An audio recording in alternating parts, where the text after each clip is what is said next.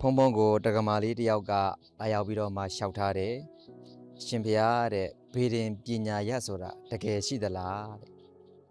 အိမ်အောင်ရေးတွေအစင်မပြေတဲ့အခါမှာကောဘေးရင်မေးပြီးတော့အစင်ပြေသွားအောင်ဖြည့်ရှင်းလို့ရလားလို့လာရောက်ပြီးတော့မှမေးထားတာလေးရှိပါတယ်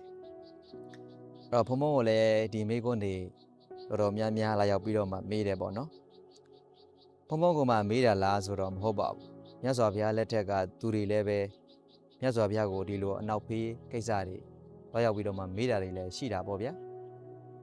အဲ့တော့ဘုံဘုံကလည်းဘုသူတအနေနဲ့ပြန်လဲပြီးတော့မှဖြေကြားလိုပါတယ်ဘေးရင်မေးတာနဲ့ပတ်သက်လို့ तू ကလာမေးတယ်ပေါ့နော်ဘုံဘုံကပြောလိုက်တယ်ဘေးရင်ပညာရတကယ်ရှိလားမရှိလားဆိုတော့ရှေးတုန်းရှေးခေတ်ရှေးကာကတော့ဗေဒပညာရဆိုတာရှိတယ်လို့ဘေးရင်ပညာဆိုတာရှိတယ်လို့ဒီနေ့ခေတ်မှာဟောနေတဲ့ဘေဒင်ကတော့ဘုံဘုံလည်းမသိဘူးလို့မေးလည်းမမေးဘူးတော့မသိဘူးပေါ့နော်အဲ့တော့အိမ်အောင်ရေးကိစ္စတွေတွားရောက်ပြီးတော့မှမေးတင်လားမမေးတင်လားဆိုတော့ ਨੇ ပတ်သက်လို့ဘုံဘုံအခုပြောပြမယ်ဇလန်းလေးကိုနားထောင်ကြည့်ပါဒီခါတော့ကအမျိုးသမီးတစ်ယောက်ဟာဆက်ချုပ်တယ်ပေါ့နော်ဆက်ချုပ်နေရဲမှာ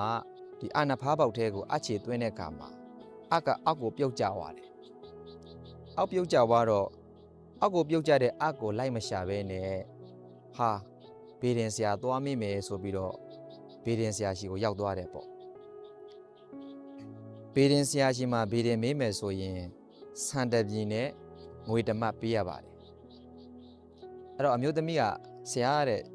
ကျမချုပ်နေတဲ့အလေးပျောက်သွားလို့တဲ့အဲ့ဒါဆရာဘေဒင်တွက်ပေးနိုင်မလားဆိုတော့ဘေဒင်ဆရာကပြုံးတယ်ဘာဖြစ်လို့ပြုံးတာလဲဆိုတော့သူ့ရဲ့အတချောင်းကတပြားမှတောင်တန်တာမဟုတ်ဘူးလေအဲ့တော့ तू အခုဘေဒင်မေးကဆန်တပြည်နဲ့ငွေတမတ်ပေးရမှာဖြစ်ပါတယ်အဲ့တော့ဘေဒင်ဆရာကလည်းဘာမှစဉ်းစားမနေတော့ဘဲနဲ့ကြောက်တင်ဘုံမှာတောင်ချစ်မြောက်ချစ်ပြီးတော့ပေါ့ဒီမှာတဲ့သမီးတဲ့ဘာမှမပူနဲ့တော့တဲ့မင်းရဲ့အကိုမင်းဆက်ချုပ်တဲ့အောက်မှာစကားထိုးပြီးတော့မှလိုက်ရှာကြည့်လိုက်ပါတဲ့တွေ့ပါလိမ့်မယ်လို့ဆိုတော့ကဲဘေဒင်ဟောကတော့ဆန်တပြည်နဲ့ငွေတမတ်ကြပါတယ်အဲ့တော့တကယ်လို့ငါဟောတဲ့ဘေဒင်ကမှန်ခဲ့တယ်ဆိုရင်မင်းရဲ့ယောက်ျားကိုဘာမှမပြောပါနဲ့ပြောမယ်ဆိုရင်